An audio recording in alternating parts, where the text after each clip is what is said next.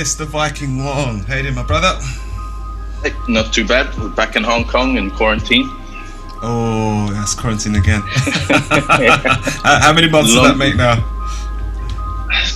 It's a good half a year almost. It's the longest quarantine in the world. It's ridiculous. It should read the Guinness Book World of Records. Listen, today our guest is David Onuma, who is a third-degree black belt and also was a barrister for around 20 years. He brings some really good foresight. It was a really good conversation, actually, talking about the cases that he's worked on, most importantly his influences, and also jiu-jitsu and Filipino martial arts, and a little bit about that history as well. Really, really good talk, and so I hope you guys find that interesting as much as we did. Without further ado, Mr. David Onuma.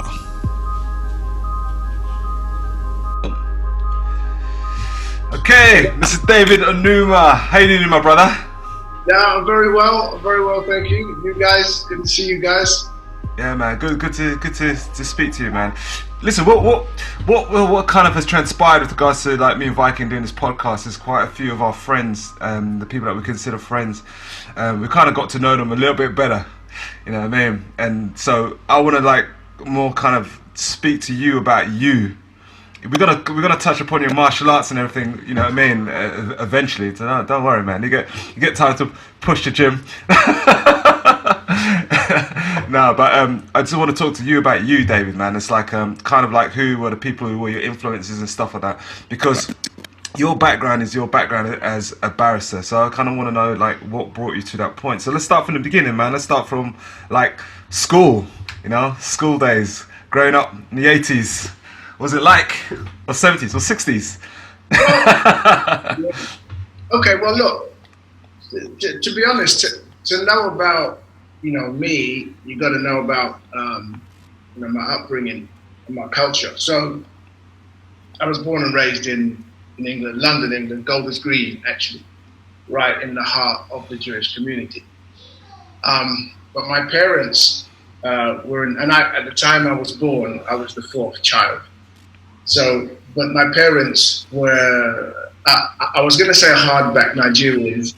They are hardback Nigerians, but they came to this country 1966 as diplomats for the Nigerian government. So my dad was a diplomat and my mother came as his wife. So they experienced living, with black people in the UK, right from the outset.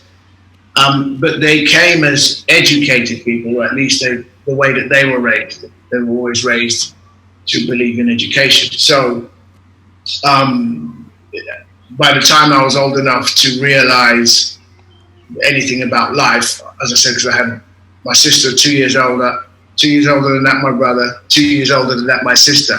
The education thing had already been shoved down their throat, sort of the African way of life. What is the African way of life? Well, you clean up, you tidy up, you make tea in the morning. Those days were very different to now because, my mum would go to the market, she would come back with the chicken that had just been killed, and we would pluck the chicken and de-skin the chicken, and you'd see the chicken egg and everything. So it was so much more, it was just a way of life, literally. Obviously, we were living here, but we were all raised like this. We all worked in the house. We all studied. We all did whatever we needed to do. And if we misbehaved, we were educated. Nigerian style. You know what I'm saying, eh? You got the education.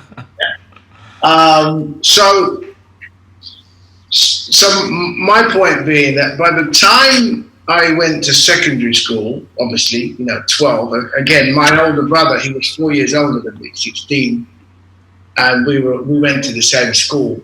But I didn't really have much choice about studying. Now, whilst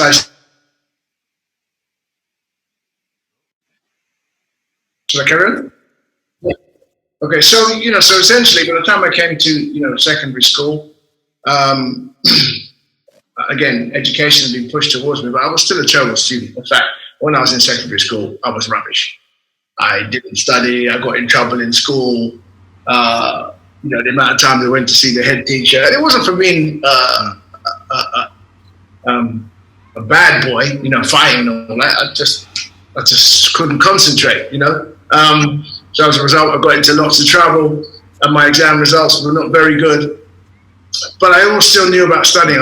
My mother, who is still alive, and my dad's still alive, fantastic woman. She was not prepared to allow me to fail, is the point. She was not prepared to allow me to fail. So kept on me. And then eventually, I did A-levels, not that great. Eventually got into Polytechnic at the time, one of the top colleges in London where they did law. And I did a law degree. And then I finished that in 1990. And even having said that, law was, my dad is a lawyer, my mum is a lawyer, and she went into education. Then my older sister, who's passed away 20 years ago now, God bless her, but my older sister, she's a lawyer.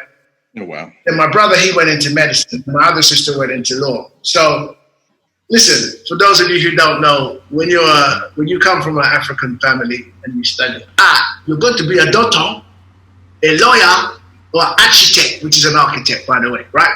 You're going to be one of those three things. You kind of got no choice. They think that's the only thing you could do. Or getting into sports is something that is a default. No Nigerian, which is obviously what I know a bit more about, no Nigerian parent has ever willingly, from a young age, encouraged their child to be a sports champion. Because if you break your leg, you can't pay your bills, But then obviously, if you look now, there are some amazing, I'm just talking about what I know, amazing Nigerian athletes, all around the world who have done really well. But what I'm saying is, they weren't pushed into sports; they were all pushed into education, and then, that's the reason. And also, to be honest, I told you I wasn't that great at school, so I wasn't very good with the sciences, biology, science, all this. So there was no way I could be a doctor like my brother. And there was no way I was going to do a history degree or an English degree to do what? What am I going to do? So I went down the law route as it seemed like it was probably the best option for me, and it worked out that way. So many, many years later, I qualified at the age of 25, actually. 25. I qualified as a solicitor, not a barrister, as a solicitor. So that was the route to that. Nice. You've been in, I'm not too sure how much you want to talk about this, but we talked about it the other day offline, you've been involved in some seriously high profile cases within the UK, and cases that have been integral with regards to the changing of child policies and stuff like that, etc. And even the phone hacking scandal cases as well, which was I was reading up about it again the other day, and it's when you read up again in hindsight, you understand actually how big it was, and also a newspaper, News of the World, to after 168 years to just shut its doors, it's shit, we're fucked up here, and let's shut our doors, Tell us a little bit about that journey, man. I will say this. I mean, as a lawyer, as a solicitor, I worked for 5 years. I spent most of my career pretty much in the same firm. And I became a partner after 5 years, which is pretty unusual to do it so quick. And also, being a man of color as well, it's quite unusual to get to that status quite quickly as well. But being a lawyer has obviously taught me many, many things, because, you start off with the simple cases, the ones that you can't really mess up, drunken, disorderly, and minor criminal damage, and so on and so forth. And then, you work your way up until you get to the stage where you can deal with the bigger cases that present themselves. And again, my practice was based in North London, so I was a North London-based lawyer. But, you travel around. I've been out to many places as well. But one of the things I know this might sound obvious, but one of the things that being a lawyer taught me about life was it's all about information, because whatever we hear, and it's kind of relevant to now, because, obviously in social media now, there's so many things going on and people saying, is this really the truth? What's the truth? The thing about the law is this: you never know exactly what happened.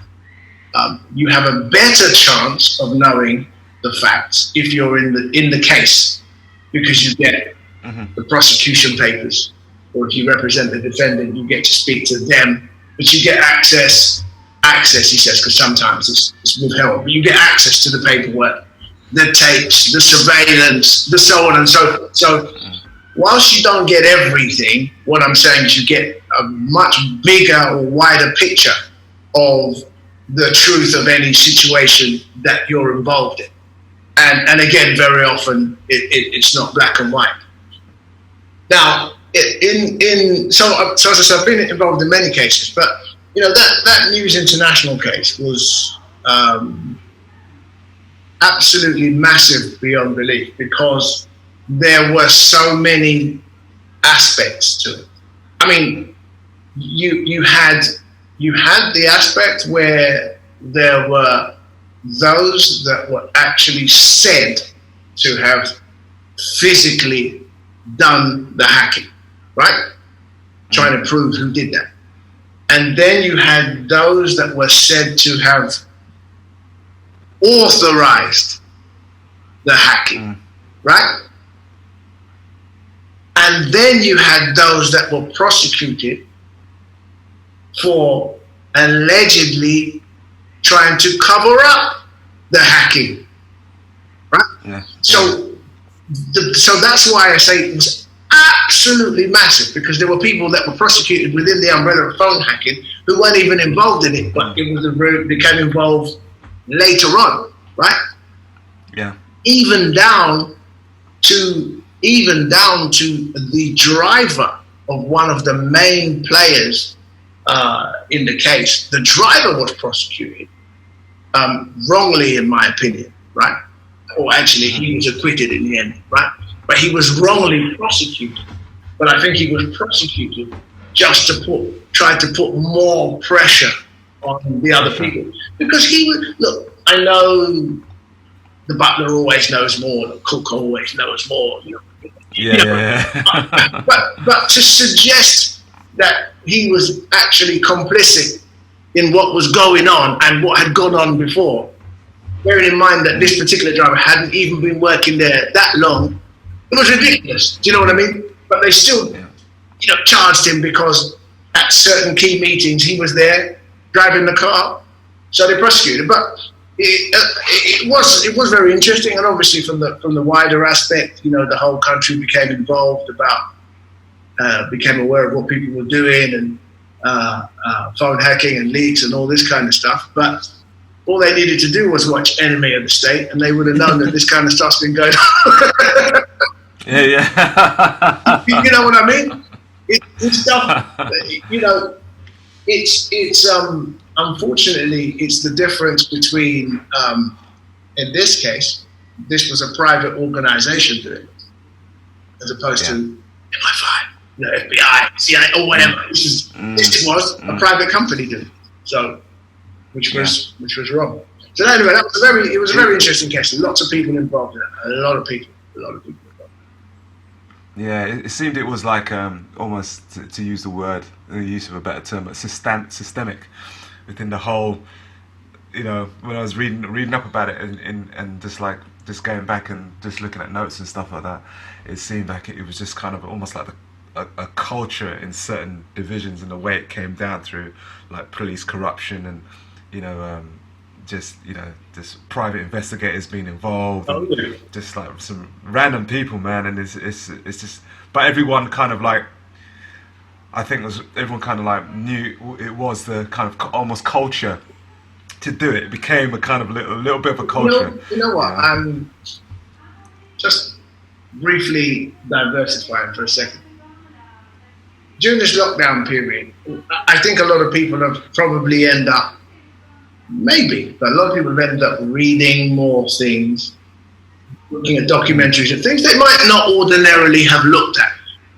Maybe the driver was boredom, right, or more time. But so, you know, I just ended up kind of watching, you know, some documentaries of things that I might not necessarily have watched before. But one of the things that came out of looking at this kind of stuff, and one of the things that is both easy and difficult to understand, and it's culture. And not culture like I'm Nigerian, you're French, you're German. I'm talking about culture of the area that of your life that you're involved in. So if I said, oh, jiu-jitsu lifestyle, everybody knows. You know, we know these subtle things, fish, bomb, cauliflower. Everybody knows that thing, going for some acid. Everybody knows this whole thing. But in the newspaper world, which I don't know anything about, but I've been watching some documentaries, there's the whole culture, isn't it? It's the thing of what's accepted and what isn't. So, well, I made references to this because the other day, by coincidence, I happened to see, I think my wife was watching on TV something to do with Lady Diana. And it just went from one documentary into another documentary. And it was all about, oh, the royal family, this and that and that and this. But then it kept talking about, oh, the agreements with the press. You know, they agreed to leave Harry and his brother alone between this period and this period after Diana died. And then you started to get a sense of, oh, okay, there's all these unwritten rules of things that they will do and they won't do, which is obvious to them because they live in it. So they know it. But when you kind of take that and then you bring it back into this News International thing that we're talking about, and you're saying systemic, well, there was a culture of what was already acceptable in terms of the paparazzi hiding around the corner, you know what I mean? Long telephoto lens. There was already an accepted culture, but I think that this case showed that they went over and above, you know, that norm, that culture. Do you know what I mean? Because hacking dead people's, allegedly hacking dead people's voicemail messages. Yeah. You know. Yeah. It's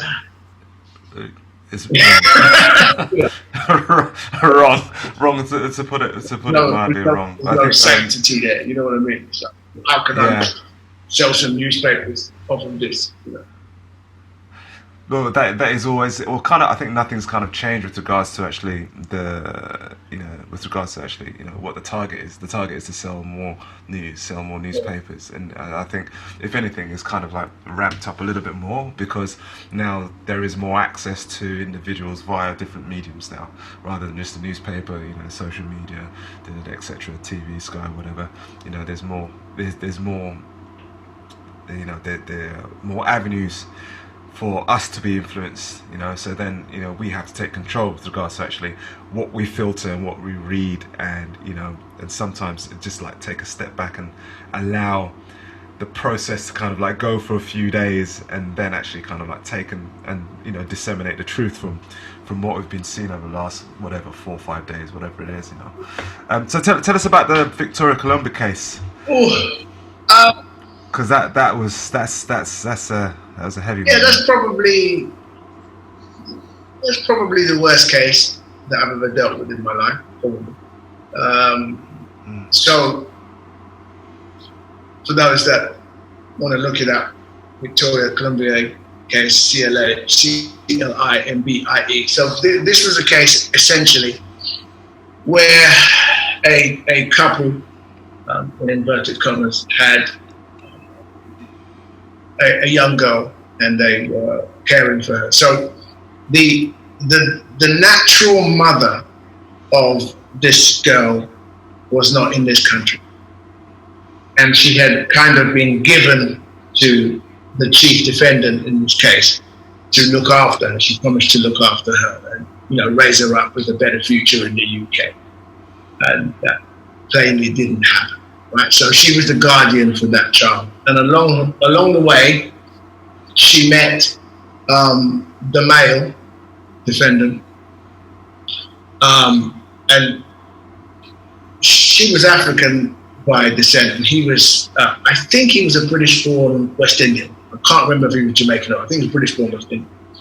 And they met, and it would be fair and completely accurate to say that out of the two of them, she was the dominant person and he was just like a follower. Do you know what I mean? He was this kind of meek guy who just sort of did what he was asked, like a pushover. Because within a short space of time of them meeting, she ended up living with him in his flat. Now, in essence, what happened was, and which isn't in dispute, is that this girl, very young girl, was completely mistreated in almost the worst possible way. And she eventually ended up dying because of the way she was treated. She was left to sleep in the bath every night. Empty bath in the night. She was beaten several times. That's not what killed her, but she was beaten several times. And she wasn't fed, she wasn't looked after at all. Completely mistreated. So this case raised several issues because there had been contact with social services during that time period, during the relevant time period, but by hook or by crook, whatever, people didn't do their job as it came out. They didn't follow up, so they missed all the signs that there was a girl in danger here, right? And like I say, she eventually died. Now, again, like I said to you, that when you do criminal cases and you're involved in them directly, you get to see and hear more of the facts than the general public will see. And in this particular, and in every case that you deal with, especially, I've dealt with a lot of murder cases over the years. I have. That's it. And in murder cases, people die in different ways, but you always get autopsy photographs, and you always get photographs taken in the scene. And so, for the viewers, it's pretty graphic, but you're not going to see it. But I got given the photographs of how she was found. No, that's not strictly true because she wasn't found. Give me a minute. Give me 2 seconds. Right, go. Are you ready? Yeah, good. So anyway, like I said, we saw the pictures of how she was treated, and that stayed with me forever. Listen, I'm a big man. I've coped with it. I've dealt with cases. I processed it. You know what I mean? I don't have sleepless nights over it, but it's something I'll never, ever forget. And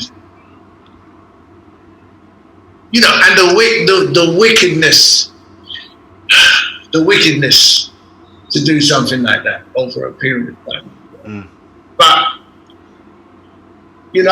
it shows that it happens, and it does happen. I think, if I'm correct, I think I saw yesterday in the news there was another African lady just got convicted for 11 years of assaults and stuff on 3 or 4 kids akin to slavery. She was getting kids over on false passports and making them work in her house and mistreating them. And in some ways it hasn't changed. It happens. Wickedness is out there. But I think people need to know about these things. And the reason why I say that is that it's not that you want it on the forefront of your mind. But if you don't know that it happened, you can't even begin to see any signs. It's not something that will ever cross your mind. Do you know what I mean? I mean, without going into it really, but if you're a parent, you don't really know much about kids, generally until you become a parent. And then when you become a parent, and then you enter the world of kids, then you start to learn about different kind of boundaries, the boundaries for your kid, the boundaries for another kid, and so on and so forth. And then, but then you sort of have to keep your eyes open, and then sometimes you can be in a tricky situation like that kid that day is really misbehaving, and the dad grabs him like, didn't I tell you not to? And then you look, and it's like, you kind of almost have to form a judgment. It's like, is it excessive? Is it not excessive? Is it any of my business? You know, I'm not offering any answers. I'm just saying that it's just one of those things that makes you more aware, or should make you, more aware of life, because there are many different facets to it. But yeah, anyway, I didn't want to come over all macabre and dark. It was part of the job that I did. There were many other things that I did that were, much more pleasant and helpful. But these things, they happen, and it's part of life, Yeah. No, that was a tough one, man. Talk about how it changed, or the kind of child protection. Well, this country did. I mean, this country did what it's famous for, and conducted a long-ass inquiry. Everything's an inquiry. Inquiry, millions of pounds, head by this person, blah blah blah. Yeah. Look, there were lots of mistakes. It caused, and there was another one as well, Baby P, which happened. It caused all the social services to have to rewrite their manual, their procedures, be more vigorous in terms of how they do their stuff. Are they perfect now? But did it cause them to do it? I mean, dare I say it in the social work world, it kind of had the same sort of effect that George Floyd is having right now, in terms of, people are looking at policies and should we allow neonates? It was as bad as that. This kid got killed on your watch, and so I can't tell you, exactly what changes they made. But yes, the whole system was radicalized. But on a slightly different note, the problem with social work, which a lot of people don't realize, is that it's one of those jobs where they are undervalued, poorly motivated, mostly because they're overworked. See? Yeah. So a lot of things slip through the crack as a result of this kind of stuff. It's not, you could say the same about nurses and, firemen and all that kind of stuff. You could say the same thing. But it still is the same with social services and social workers now. As much as some of them really trying to do good, they're overworked, underpaid, and when you have a job which involves compassion, a lot of compassion, right? And but you're feeling crap yourself because you're feeling all these negative things. One might say it might be a bit difficult to do your job. But there you go. Okay, man. Oh, let's change subject a little bit. Let's jump into Filipino martial arts. Your passion, man.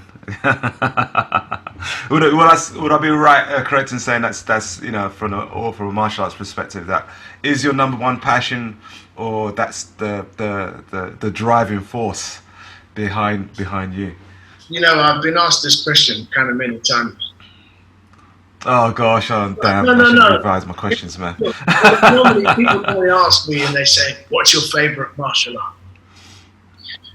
And my answer is this: not favorite. I don't want not favorite. It's the driving force behind it. Okay, so the Filipino martial art, generally, and certainly in the way that I've been taught, is the most diverse, right? So you can never get bored, right? So I have trained in many systems of the Filipino martial arts, but the major umbrella system is taught by Guru Dan Inosanto, who everybody knows. There are 12 subsections to the system, from a single weapon all the way to what they call the spiritual side, where prayers and meditation and so on and so forth. So there are 12 subsections. So a lot of it, the majority of it is weaponry, all different types of weaponry. And then you have the empty hand aspects as well, which they call, you have panantukan, which is what they call, it's called Filipino boxing, panantukan. But it's not regular boxing because it's Filipino boxing, in which they can punch, knee, kick, elbow, and slap, right? And so you have that aspect. And then you have another aspect, which they call dumog. And dumog is Filipino grappling, okay? And it's really the way that they off-balance you when you're standing whilst they're hitting you, right? And sweeps and take you down to the floor. And then they definitely do have a locking system on the floor and a control system. But again, it's still based upon, they won't go down to the floor. They can put you in an armbar, but they'll be putting you in an armbar whilst they might be stabbing you in the neck, as opposed to, and they will break the arm as opposed to putting you in a compliant situation. And obviously I understand in Brazilian Jiu-Jitsu, we can do those horrible things too. The point I'm making though is that if you take someone down, the idea is you go brat as opposed to hold and control. It's more violent from that aspect. So it has so many facets to it that even if you're a poor student of the Filipino martial arts, and there are many, you will still get an understanding that there's a left hand and there's a right hand, there's a weapon here, there's a weapon here, I can punch, kick, knee and elbow, I can take to the floor, and so on and so forth. So it offers a lot. It's almost like a real mixed martial art. And why I use the term mixed, a real mixed martial art, is because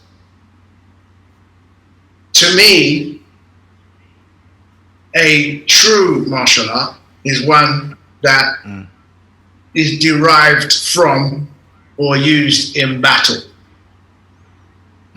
So MMA in the ring, yes, it is mixed martial arts because everyone uses that term martial, right?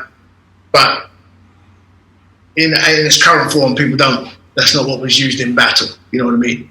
And in battle and in wars, the first thing you had to learn was how to use a weapon, right? That's why sometimes, when you see these kids on the street of Afghanistan, you know what I mean? What are they holding? MK16s or 47s, AK-47s, because they're not teaching them how to kickbox. They're going to shoot somebody, right? Because that's what war is about, right?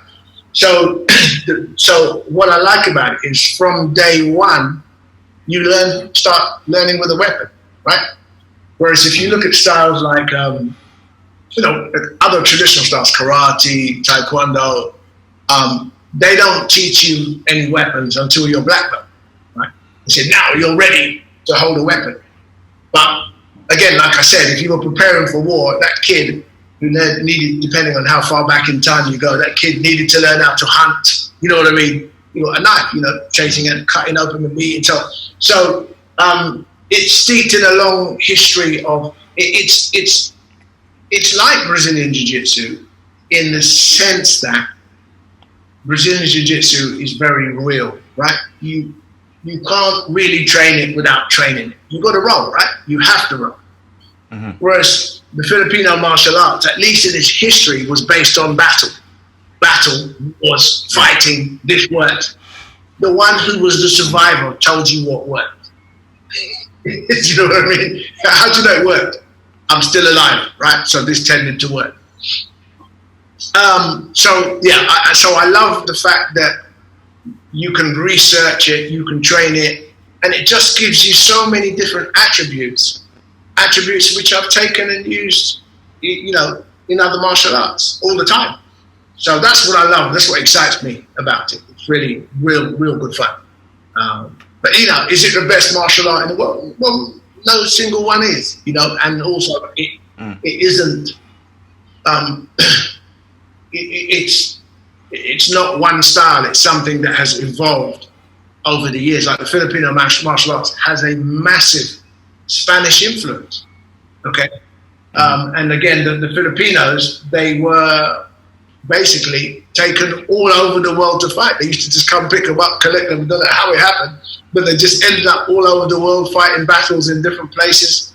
And each place they went, they kind of collected another influence, another weapon, another kind of way of fighting. So yeah, but that's why I like it so much, because it's so diverse and it offers many attributes. You know?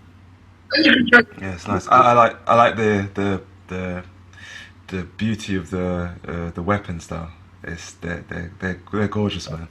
They've got to be probably one of the most good-looking weapons in the world. The swords and the knives and everything. It's like I just like there is some attention to detail. I know there's a lot of history behind it of what they put on their weapons and the carvings and stuff like that. You know, that's absolutely amazing. So back in in the 90s, I did the European Championships, actually, stick fighting championships. Yeah. We did it in Ballymena, Northern Ireland. Dude, that's got to be the most tiring thing I've ever done in my whole entire life. So it was with, I think, Pat O'Malley. It's all the old school lot from Bob Breen's. And yeah, I can't remember how long the rounds were. All I remember, man, is that my lungs. Yeah, it was about 3 minutes or something like that, but my lungs were like fire. There's no rest. There's no rest. There's no rest. Pop, pop, pop, pop, pop, pop, pop, pop, pop, pop, pop. It's like all you hear is pop, pop, ding, ding, ding, ding. But it was amazing, and I think it's one of the things that I've done. In jiu-jitsu, I've competed and felt a similar feeling, but not at that same level because it was just so aerobic. But it's one of the things that that really stuck in my head, that you need a certain level of, you have to have a certain level of cardio to be able to output so much so quickly, for such a period of time. It's funny because actually, in the Filipino martial art, the one I said about there's many things I didn't do. I never formally competed in a stick fighting tournament. And that was because it wasn't for me. When I say it wasn't for me, the competition side, how can I put it? The competition side is not as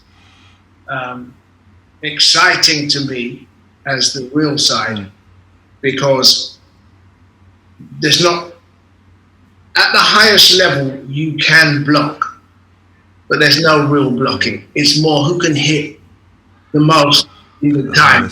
Yeah. So you've got two people going, you'll hit me, and then the referee's going to decide who hit the most.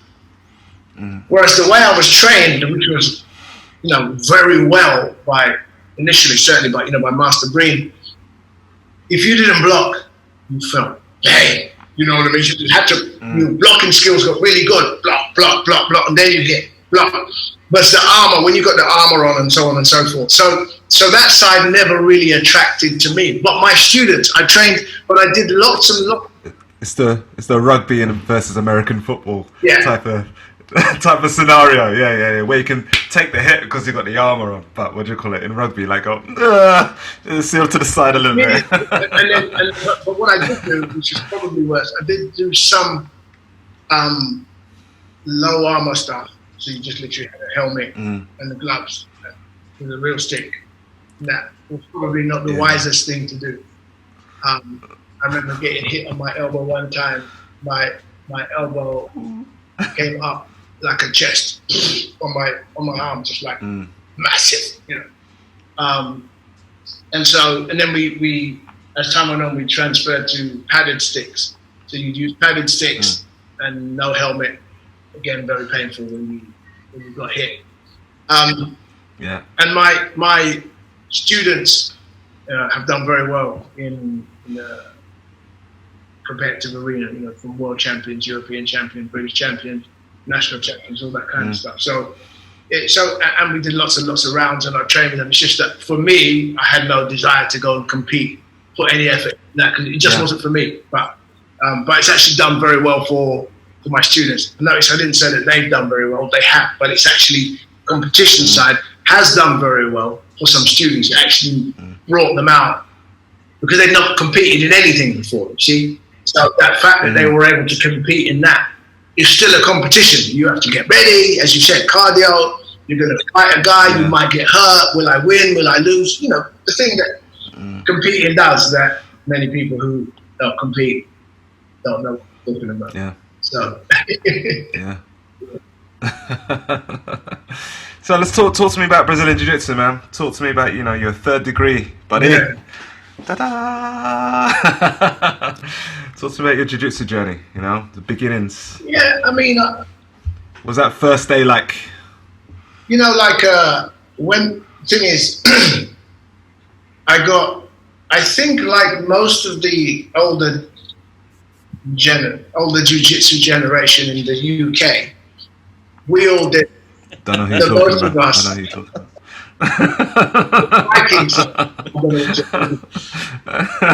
Most of us have done something before, some kind of martial art before, right?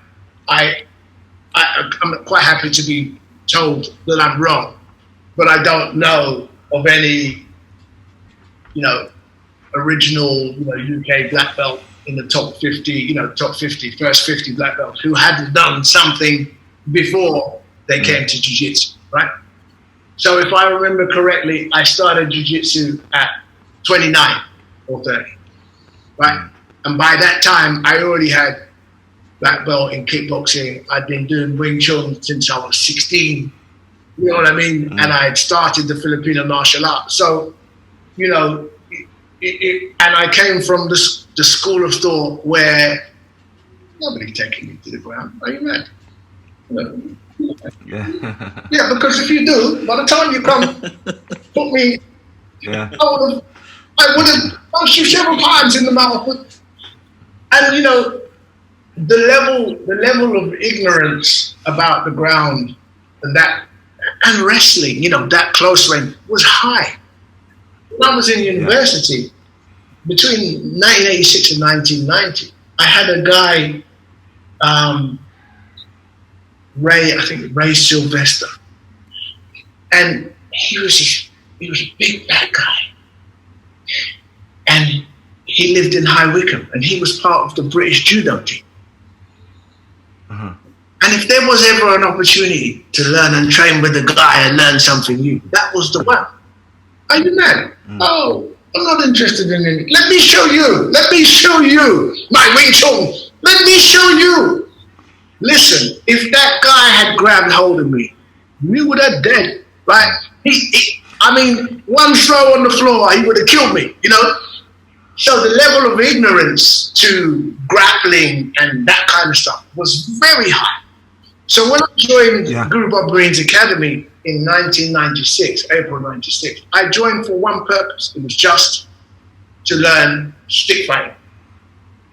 I had done some before in 1990, 91, 92 through Nino Bernardo, who's a famous Wing Chun guy who at that stage had been promoted to an apprentice instructor in Filipino martial arts under Guru Dan Inosanto. But eventually he gave all the certificates back because, as I understand it, Wong Shong Long, who had now since passed, who was his teacher, also a teacher of Bruce Lee, told him you need to commit to one or to the other, so he gave up. So I learned. That's how I understand it, right? So if I'm wrong and anyone listening, don't get upset. That's how I remember it. That's how I understood it. So I was learning basic stick, single stick, double stick. No, I was not amazing, but I knew how to string a stick around. Yeah. So it interested me. So I decided I wanted to go and learn there. So when I joined the academy, they had a full program of basically, let's call it generically, kick, Thai boxing, stick work, and they did do some grappling, right? And obviously Bruce Lee, Jeet Kune Do, all this all kind of mixed together and stuff. So I got fully into the program pretty quickly. Oh, this is exciting. It's nice to learn something new again, right? And then I learned my first grappling from the most unlikely source, and that was from Guru Bob himself, Bob Green. The reason why I say the most unlikely source is at the time that I met him, he used to walk like this because he had crumbling hips, right? And so there were so many things he couldn't do, but it never stopped him. right? And he was the only one who was actually do a move about spinning, put you on the floor, go down, Juji Katami. You know what I mean? Esa Katami, you'd have your hair. Well, I learned those terms from him. He'd have you in a lock, wrench your arm out. So we learned, I won't even call them the basics of grappling, but my introduction to the floor came from him, from a guy with dodgy hips. And then because, he was a pioneer in many, many ways, he used to bring guys in that nobody's ever heard of. Mark Fan. Yeah, you know Mark Fan. I think he's fourth degree black belt, judo, fully qualified in Kali and Silat, and he was known as a grounded. And then he would bring all these guys in who were experts. And then the shadows started to come, and then eventually later on, Eric Paulson came on the scene with Do That. So we got, in fact, Chris Halter, who everybody knows, right? My first role as a black belt, with a black belt, was with him in 1997, maybe. He came to do a seminar. And what I remember, I didn't know anything anyway, but what I do know is he break danced on me. Literally, he break danced on me. Spinning, jumping. I'm looking for this guy. It was magic. But even prior to that, at the academy, Guru Baba brought somebody along, and I don't remember who it was, but there was a girl he brought. One girl, what is she? 9 stone, 8 stone, what do I know? And we had to roll. Now, I didn't know very much, but I was still a martial artist and I was strong. And the girl mashed me up, basically. I'm tapping all over the place. Tap, armbar, choke on the back, and I'm like, wow, right? And again, that was the sort of thing that completely introduced me to the effectiveness of it. It wasn't UFC. UFC was not an influence for me. It wasn't an influence for me. It was something because I wasn't interested in that. But what this girl did to me is like, wow, she could control me like that. I need to learn, Was this with a gi or without a gi? That was the back in that time. Oh yeah, no, in that time, it was no gi. We never used any. No, it was without a gi. I remember some people occasionally had a jacket. But it was all without gi. It was all, like, as I said, basic arm bars. And in fact, when I took my black belt test in Guru Rock in October of 1997, we had a grappling element to it. And I remember because for the few months before, I went off to a guy who I still know, Sebastian Mustafa. He was a student there already.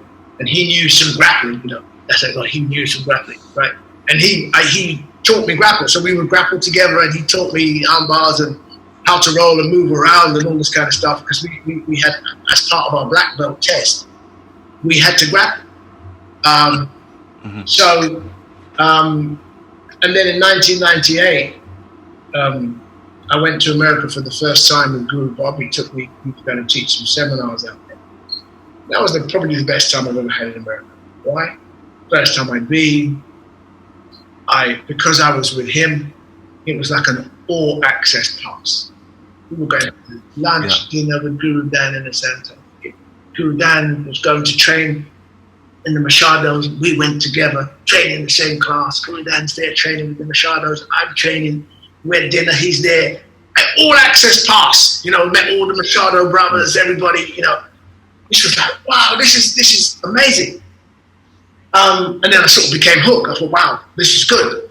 So obviously, I was living here and I came back to the UK. But at one point, like the late 90s, I think, who cares anyway? Because it doesn't matter. But I think at that point, certainly in my circle and what I knew, I was like one of the best grapplers out there. You know what I mean? I trained some grappling with these guys. And then John Machado was built up a seminar tour in Europe. And when he came in 99, I traveled with him.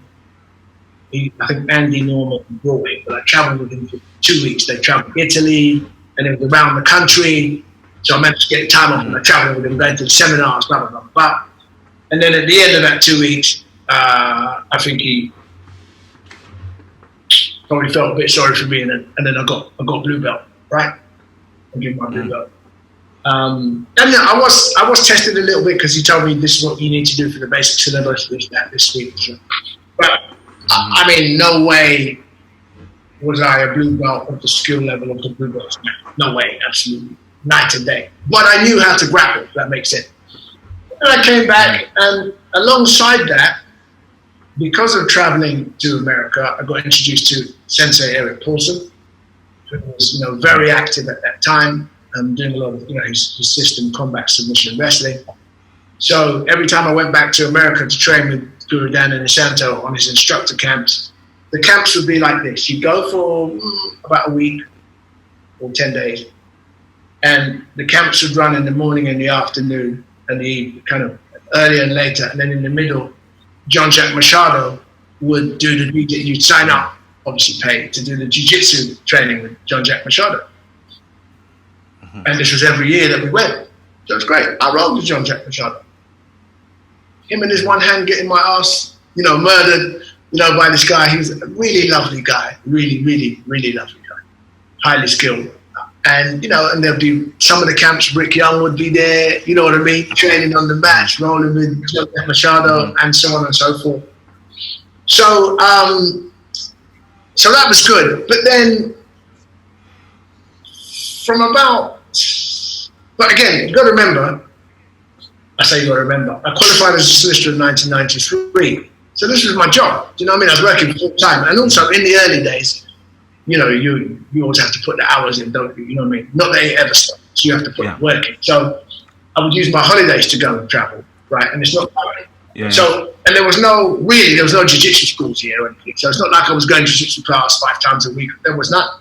I was my own teacher, just doing whatever I could do. So eventually, I kind of gave it up because nobody else even had a gi, let alone wanted to grapple, had mats.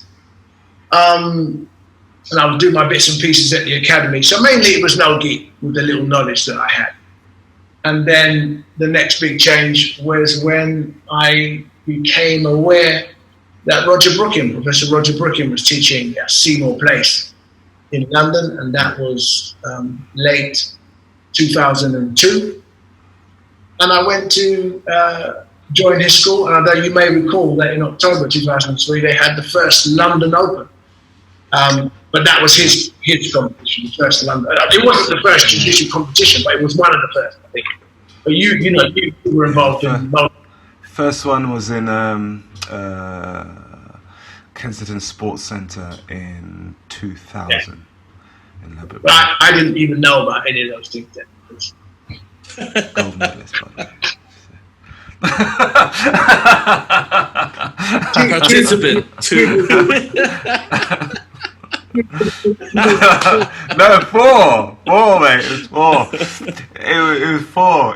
It's quite funny actually because Rick Young competed. Rick Young won the weight category two above me. Yeah. It's funny. Us the yellow belts. But it's funny you should mention about gis because it's like when we used to do jiu-jitsu back then, it's like because I came from judo background into jiu-jitsu. So I did Thai boxing and stuff and Philippine martial arts, etc., traditional jiu-jitsu, whatever. But my path to BJJ was like through judo in the same building and etc. But yeah, the majority of us, I remember when Sheikh Tahoon came over as well, we all had judo gis. We didn't have jiu-jitsu gis at the time, and it was, I couldn't even tell you when it changed, but it changed, I think when the first time I went to Brazil was around about 2000 it changed. I think I got first jiu-jitsu gi, 2001. And then when I went to Brazil 2001, then mate, just came back, and that was it. And even for me, in all that time, Brazilian jiu-jitsu didn't. When I say it didn't mean anything to me, you just got to remember that it was exciting and it was interesting, but it was. I'm full blown living my life working. I really was, single man working. Criminal law, which is 24/7. you know, going off Yeah. that was my main, that was my job, that was my life, working too hard, you know, doing it. And all the other martial arts stuff was along the way, you know, continued training. I'd go off and do camps and things like that, you know. So, and you know, I would teach people privately and stuff like that. But I didn't, what I'm really saying is I didn't really have the traditional, I'm going training 3 times a week at this club. But I never really had that, you know.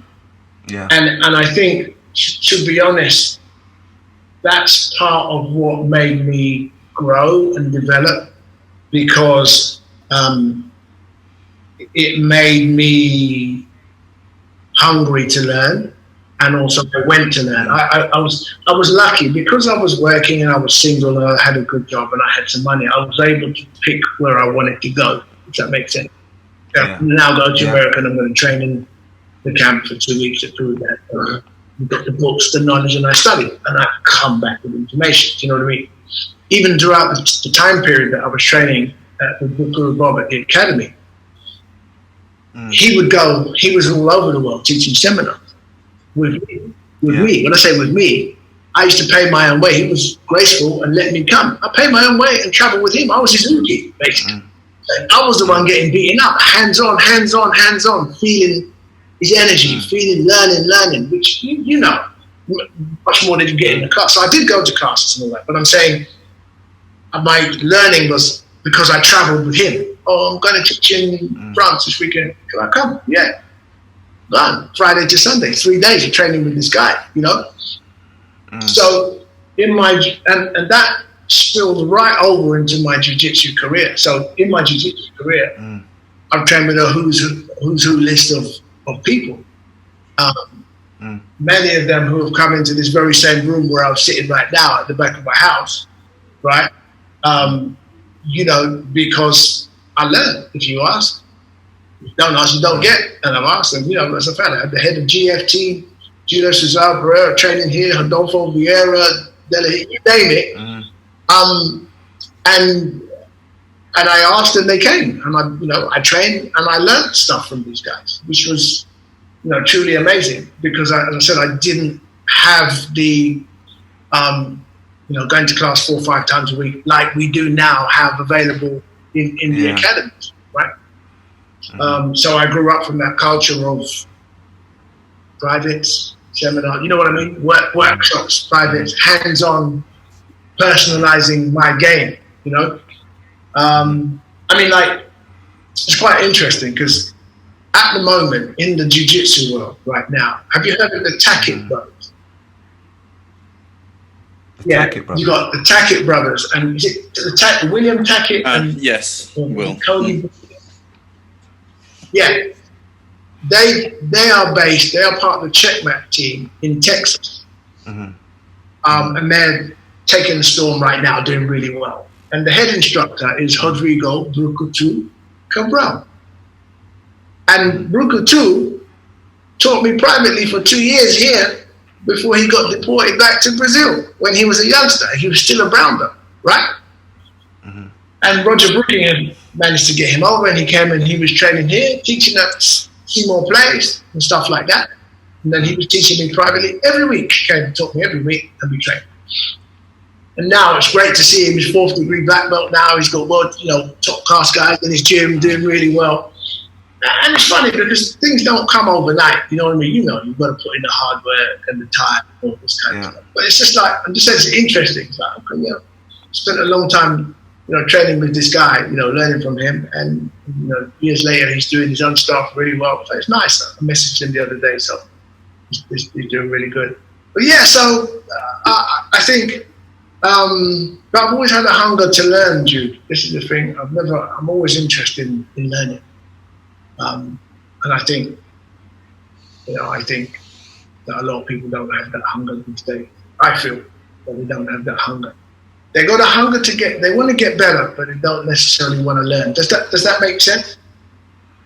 Yeah, the journey, because the journey is tough. Well, maybe it's not the easy, things are so readily available nowadays. As you said, you know, it's a very according to you, an unconventional method of acquiring the skills. And now it's so easy. You can go to this gym and that, so you don't have to work for it anymore. But I think, you know, everyone's got their own journey, and it's. I think that's probably part of the what's the word, illusion, though, because at the end of the day, I think in order to achieve the things that you still need to achieve, the grassroots or core of what you have to do still remains the same. So it doesn't really, yes, you can go and look on YouTube, you have way more influences out there with regards to actually what you can pick up. It's more readily available. But in order to still achieve what you need to achieve, that hard work still has to be done. It still has to be done. You can't get away from it. If you got the hunger or the thirst for knowledge, you still have to sit down. You still have to you still have to read. You still have to research. You still have to ask the questions. You still have to go out. You still have to speak to the right people. It still needs to be done the same. And I think the illusion that it's easier is probably a little bit more of a hindrance, because when people get disappointed that they haven't done or have the success that they should have, that they think they should be due, then I think it's a much bigger fall, whereas back in the day you didn't have it, so you had to travel 2 hours to go there, you had to travel to this country to compete, you had to go into this, so the reward system was a lot greater in yourself, because you knew it took a lot more work, or seemingly took a lot more work to get things done, a little bit more sacrifice. But you see, like, it's yeah. When it comes to martial arts and training and teaching, obviously Brazilian Jiu-Jitsu as well. But see, I have my view is that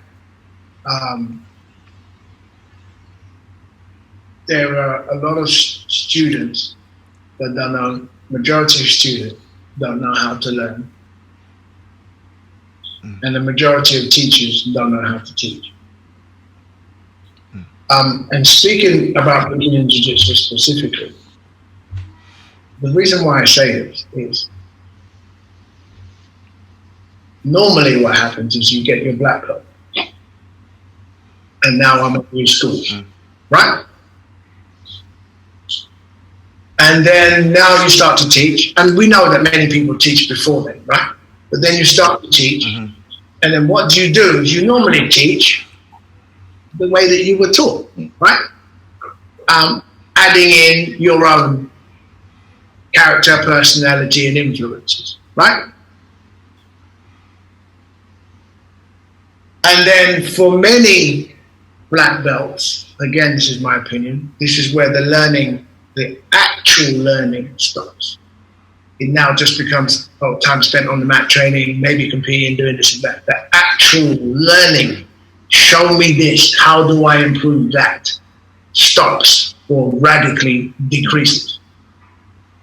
And I've listened.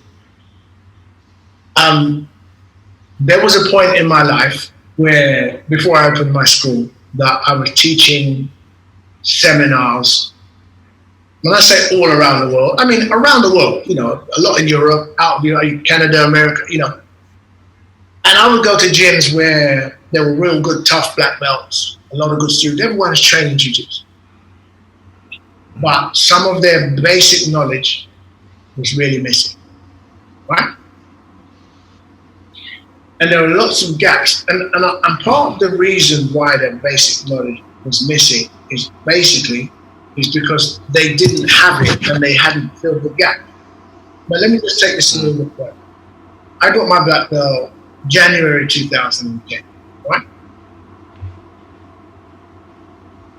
At that point, I'd been training jiu-jitsu maybe 12 years at that time, but still then it wasn't 12 years and 5 days a week. You understand what I'm saying? But it's still 12 years, you've got to count the time you started. You can't, I didn't train, I had a broken leg for 6 years. You've been training jiu-jitsu, right? So, but the truth was, guys, I got to 2010, 2011, before 2011, and I realized that despite having won the European Championship, 3 times at that stage. I won it twice at brown and 1 at black. The truth was, I did not know how to keep the mount and how to submit anyone from the mount.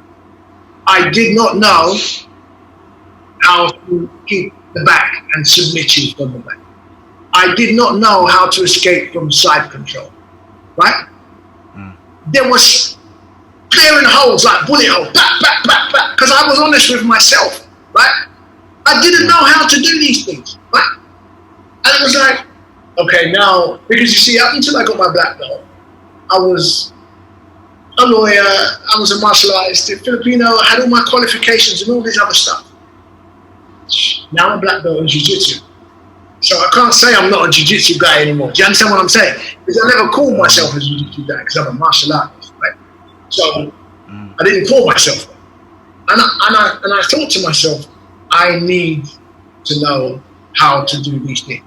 Berimbolo wasn't around there, but it wasn't like Berimbolo and all these. I need to know how to do the basics because I didn't know.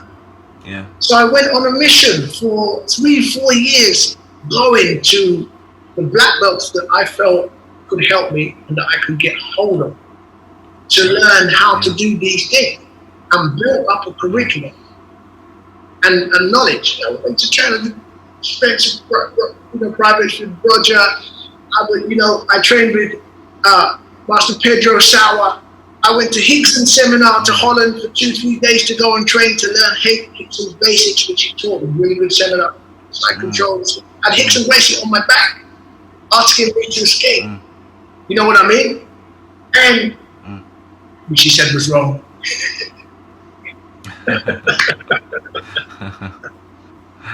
It's true. He was on my back. He said, "Show me how to escape." So I said, "Okay, wrong." Then he went to the next guy. Okay. Then he showed how to do it properly. He's like, "Oh, okay." But the point I'm making is, I realized I did not know how to do these things. So I decided I need to go and learn and pay money and go and train with people who are going to teach me. Maybe 5 years ago, I could work out the exact date, but maybe 5 years ago, Master Silvio Bering was here. He taught a couple seminars, one for David Webb in Chukon Academy. I went to that seminar. And this man taught gold dust. Gold dust, right? And I said, man. At the end of the seminar, I learned some real good stuff. And I said to him, I said, Master, because, man, I call these people by their titles because I'll treat you, I'm an old school martial artist, I'll treat you with respect. I don't call any of these guys by their first name. That's me, right? Because I'll give you that respect. And I said, is it possible to do a private class with you whilst you're here? He said, yeah, no problem. I said, how much? He said, £200. I said, okay.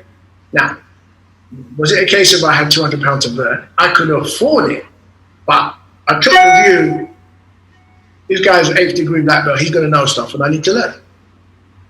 Yeah. So I went, met him at Roger Gracie Academy, and I did 2-hour private with this guy. And he showed me how to choke from the mouth, how to choke from the guard, and a couple of other bits and pieces. And let me tell you, the detail that guy showed me, I've been rinsing people's necks ever since. With the detail. To the extent that I went to a seminar, I went to a seminar in Canada. Real guys over there, I really like them. And there were 8 black belts on the mat. And I went in their guards and I asked all of them, choke me. I won't defend, I'll just hold my neck up. And none of them choked me. In fact, the only one that choked me was the last one because my neck was hurting by the time we got to, right? Then I put them all in my guard and choked them out, like that. But that's because I knew what to do because I'd been taught, right? But my point was, and this is my point, that people need to be honest with themselves, right? You have to ask yourself, not what you can do, what you cannot do. If you're in the mount and you cannot keep the person there, you got a problem. If you're in the back and you cannot finish them, course they'll defend. But if you don't know what to do, you have a problem.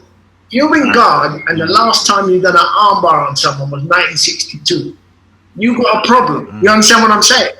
And it's those things that have driven me to focus on, that have made me better. You know what I mean? That made me want to continue to learn and improve my jiu-jitsu. And of course, I like to learn the latest moves. I try to keep abreast of what's going on and so on and so forth. But I just feel that for me, and the relevance now is, because think if you're one of these teachers who might be listening, who was like me at one point that couldn't do these, what the hell are you teaching your student then? If you can't choke from the mouth, do you think your student can do it? Of course not. If you can't keep the back, do you think they can do it? Of course they can't do it. It's impossible. You know, it doesn't matter how many competitions you win. That's great. That's another aspect. That's another thing of it. That's another aspect. And so that, to me, that's why I say that there are a lot of teachers out there who can't teach because they don't know. And there are a lot of students out there who are not good students because they're not active in their learning, right? Yeah. Active. You've got to ask yourself, you know, you need the student who's going to come to you and say, oh, Professor, or whatever they want to call you, how do you do this? No. Oh, can you show me berimbolo? No. Then he said, every time I get to this position, I've got the X choke in, but I can never choke him. What am I doing wrong? How many times do you get asked that question? No one can get asked that question. You know what I mean? So it's incumbent on the teacher and the student, and I see sometimes why, you know, people like Hickson will say, oh, nobody knows jiu-jitsu. I mean, you know, I'm not saying I side in everything he says, but he's a great guy. You know, his history gives him the ability, you know, to say what he wants to say, because he was, you know, according to what they say, the Don of the Dons, right? The man walked the walk. But it's true. Why are we looking for all these flash stuff and then, you know, we can't do our basics? But that's just my view, anyway. Yeah, no, it's interesting because I'm of a similar view as well. I also believe that you know, creativity plays a massive part of it, because you and also allowing yourself not to be in that strong position, because then it really hammers home, like, you know, the questions that you need to ask about your technique. But I think that's generally in life anyway, you know. So the more that you can actually kind of like experiment and be creative and put yourselves in the positions that will allow, you know, you to ask questions of yourself, is the more that you will tap into that search of knowledge the whole time, you know, and not make yourself comfortable, and not, you know, always question your you know, the bits of your technique that's not right for you, and be comfortable with that thought, or with that questioning process, so to speak. You know, it's like, shit, my mouth's not good. He keeps doing this. Why does he keep doing this? Bang! Oh god! Get me that again. Okay, dude, have you got an answer for this? You know, always, and it's brilliant. I think that's why I love jiu-jitsu, because you can always do that. But you'll recall, I mean, you would never mention this because you're that kind of humble guy. But you will recall that when I've had what I call jiu-jitsu problems in the past, I've rang and said, dude, man, I got an issue with, particularly, remember I told you, I had this particular issue with guard defense. People passing my guard, there was something, and I couldn't work it out. And I said, dude, man, can I come see you? I need to, you know, and I came, and you... I plead the fifth. It never happened. And you spent time and you showed me what you thought was important to fix that part of my game, which did fix that part of my game, right? But the point I'm making is, like, I'm not looking any praises. The point I'm making is, I needed a solution to this problem, and I had to find it. So you have to use your database of knowledge as to who you can get access to. You understand what I'm saying? Yeah. And it was like, I'm going to see Jude. Jude helped me fix my game, and you did. So it's like, and you know, maybe I might have figured it out, maybe, or maybe not. But if I didn't realize there was a problem and then take action on that problem, right? Yeah. And I didn't give two monkeys about what it looked like. What do I mean by that? It's just, again, Viking, you remember, because there were times I came to the academy to learn and you were there, right? And I'm learning, okay, and I graduated, long before you, but I'm there and you're doing stuff I didn't know. And we're rolling and you're doing stuff for me I didn't know. But I'm not walking away thinking, oh, boy, I look really bad because I'm supposed to. I don't care about that because I came to learn. You see what I mean? And if you come to learn, then you will learn and then you will develop. And that's where I suppose sometimes ego gets in the way a little bit. You know what I mean? I think it's a two-way street, these things. The way you are as an instructor will also attract those kind of students. Like I have a student here, Oleg, which Jude also knows. He's a very, very keen learner, and he would challenge in a good way everything I say or teach. And he's also a very strong Russian guy. Yeah, he reminds me of is it Dr. Timothy Leary when he goes question authority, always question. Oleg's one of those guys who's like he'll always question something. And I remember when was it the last time? No, the first time I went to Hong Kong, and you asked me. A Viking goes to me, he goes, I can't remember your exact words. It was more to the point of like, I hope Oleg's not being rude. And I was like, no, this is good, because it's like I'm showing him something, but it's like, yeah, he keeps asking me, but it's not silly questions. It's not questions coming from somebody who's just like a white belt who, no disrespect to white belts, but someone who's not coming from a jiu-jitsu knowledge base. It's coming from a knowledge base where he's asking the questions of like, yeah, but what about this and this isn't working for me. What about this and this isn't working for me? Da da da da. And I was like, it was like, bap, bap, bap, bap, bap, bap, bap. I was laughing because it's like, yeah, it's good, because for me it's a nice little challenge as well, because then it's like, okay, but if you try this to that and then do this and this, and it's good, and it's good to see him, because he's one of those people who will. You show it to him, and then he'll go and try it straight away. It's like, fuck. And then it'll work, and he'll just every top, in inverted commas, instructor in any system that I've ever trained with, after having spent some time with them, they all have one thing in common. One thing. They never tell you, but they love it when you ask them questions. They love it, and then they'll say, ask me. What do you want to ask me? Because now it gives them the chance to creatively express themselves. You know what I mean? You ask them a question, and then they tell you, and then boom, you go. You know what I'm saying? And I don't think people ask enough questions. But there's and again, I say this. There's the type of questions that you ask, right? Because again,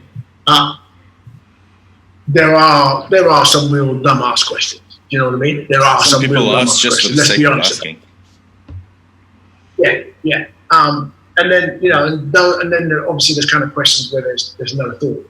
But I don't know any half decent teacher who will be upset if you said to him, Professor, every time I get to this particular position, when I'm in here, I get out, I can't finish it. What am I doing wrong? Bing! It's like you just gave them money. Oh, come here. And then they'll fix your problem, right? But if you say, I can't armbar anyone, then, okay, what's your training? What do you know what I mean? What are you doing? What do you, And so I have a few kind of like phrases that I use, right? And one of them is, or quotes that I made up, but one of them is, it's important to have a good teacher, but it's more important to be a good student. That's one of them, because I believe that you can still have a bad teacher and still improve if you're a good student, because you know how to learn and how to look for the knowledge, right?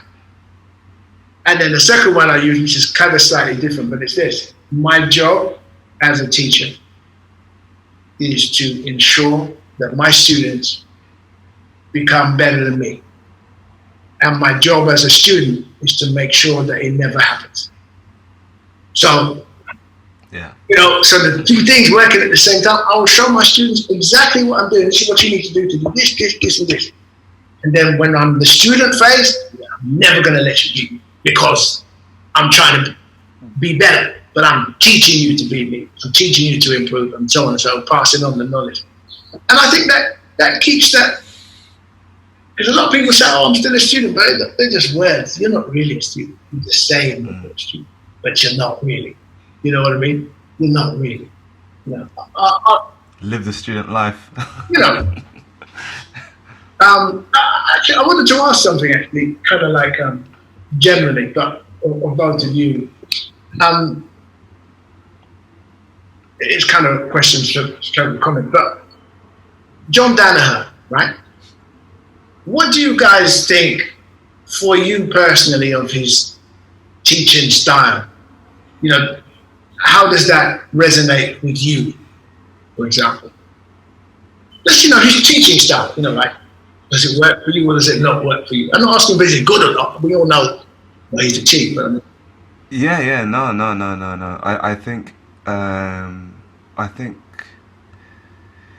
I think apart from, I think a lot of the reasons why students gravitate towards certain teachers is because that particular style works for them. So for instance, like students in school will gravitate towards a history teacher because their personalities, you know, coincide. They have that, you know, that teacher themselves kind of brings out that personality in them.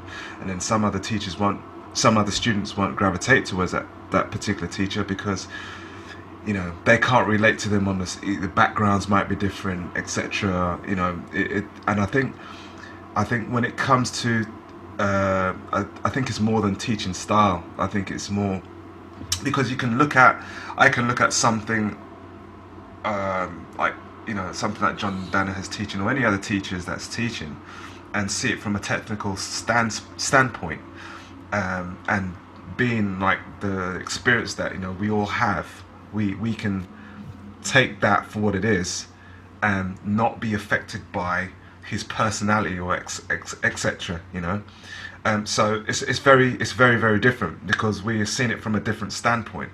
But if you are like a new kind of student to jiu-jitsu, and say like Key or anybody else was your teacher, a lot of the interactions and the personality traits will absolutely have more of an effect on how you learn in the beginning, you know, than just like being able to see it from a higher standpoint. So I think it's the question.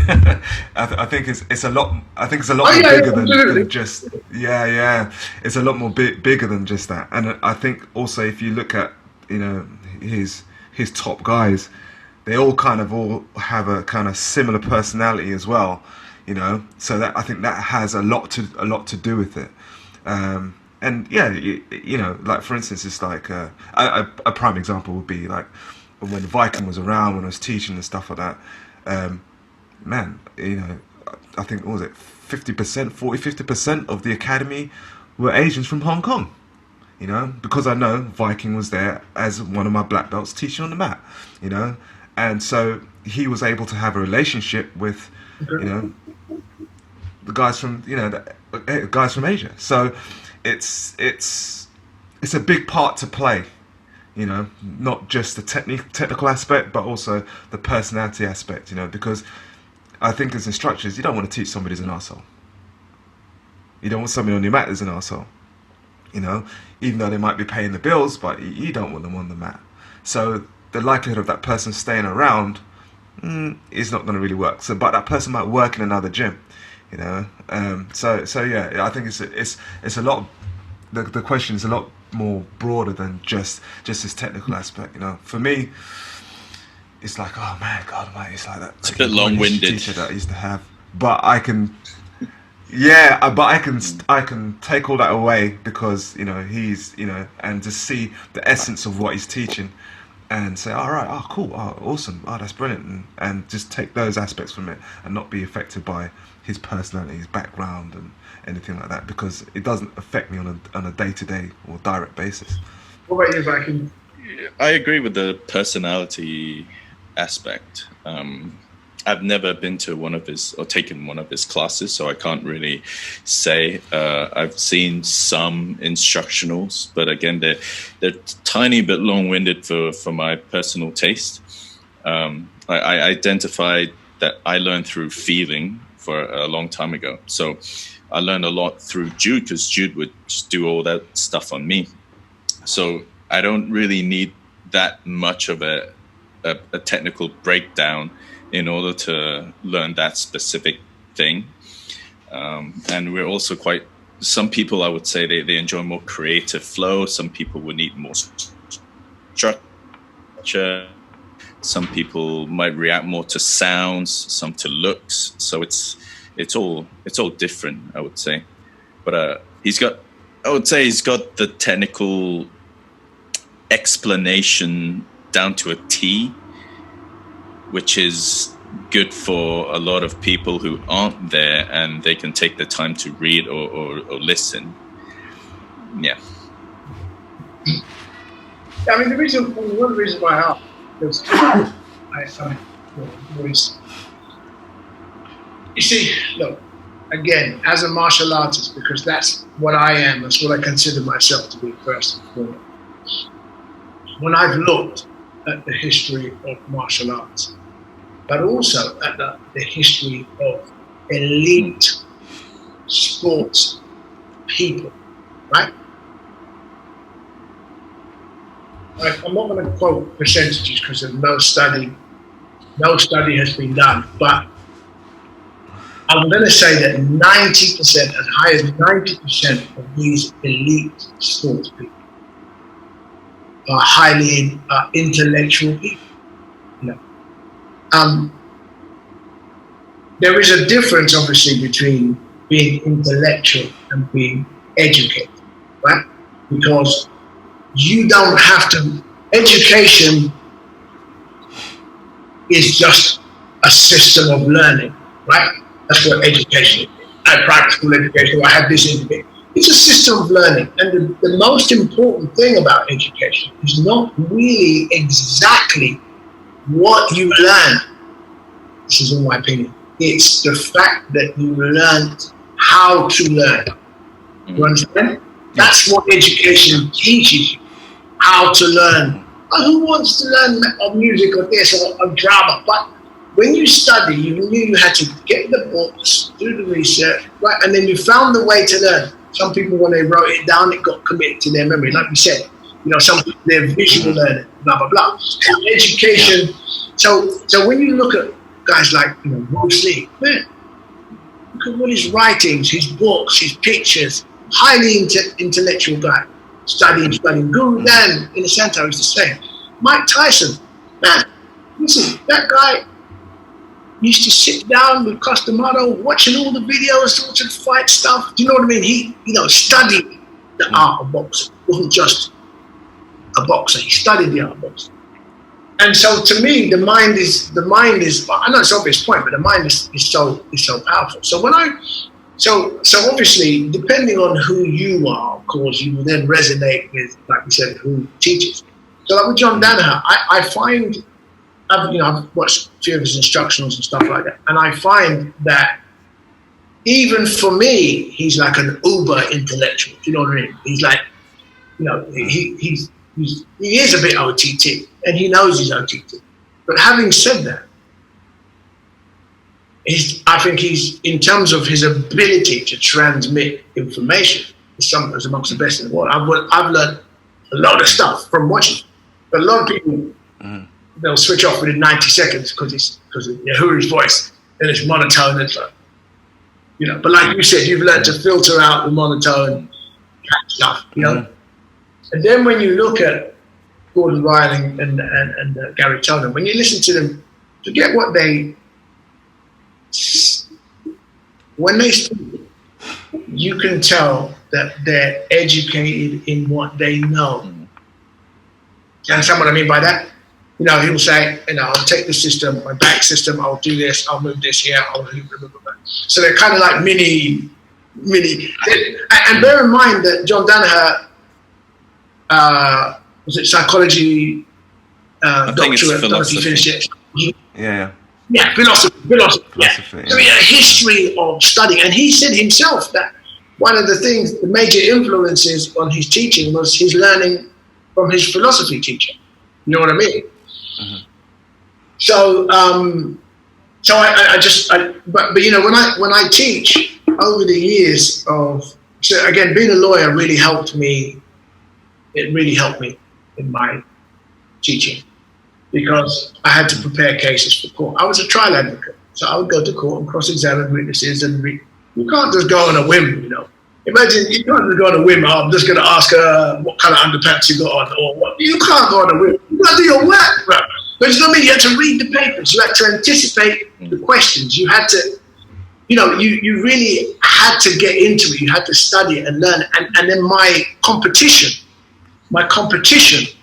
if you want to call it that, was in court. I'm in a trial setting now. The witness is in the witness box. I'm asking you a question.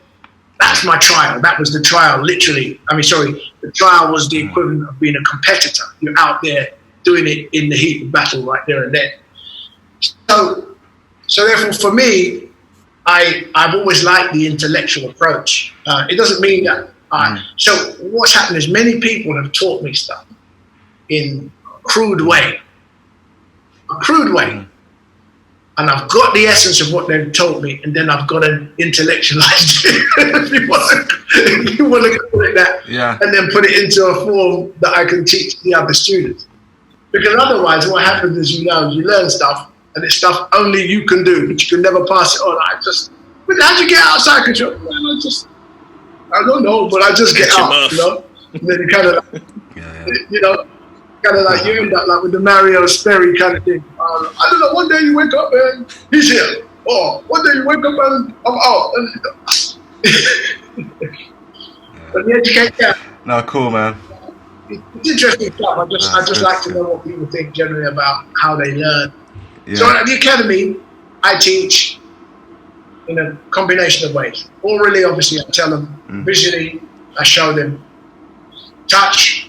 Hands-on. Also, sometimes I'll give videos to the students so that they can see it in a different way. And also, I have a whiteboard without fail. Whiteboard. And I write on the board so that they can see it. I tell them take photographs. Because I know everybody learns in different ways. Everyone learns differently. Yeah. So I try to give a variety of stuff. That's cool, man. Well, listen, man, we've hit our time. Is that supposed to be an hour? Is that supposed to be an hour, man? Well, listen, just to end, what we do like a good vibe minute, you know, just a bit of advice from all our guests. And anything, man, that comes to the top of your head that somebody who you can mentor, whatever, any bit of advice, man, that you've got, you know, just 1 minute, man. Listen.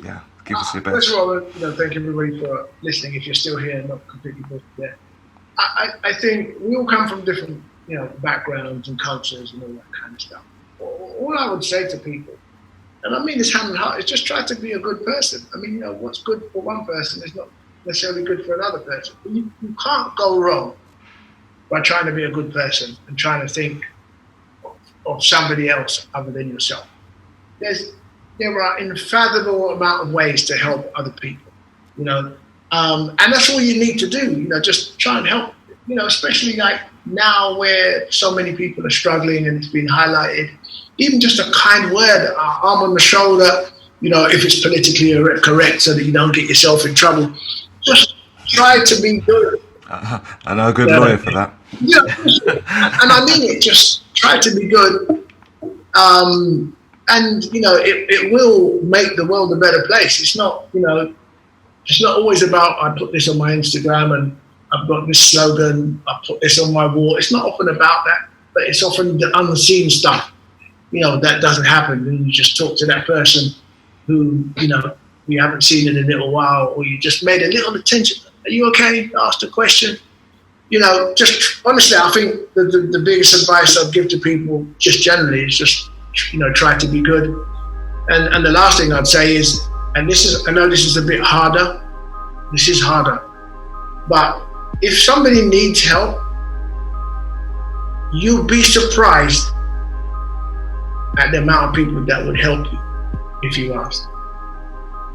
So for often most people, that's the biggest fear is I don't want to ask because I don't want to. They might say no, or I'm going to look weak or like an idiot. But if you're struggling, if you just ask for help from someone, you'd be surprised at who will help you directly or indirectly. You'd be surprised.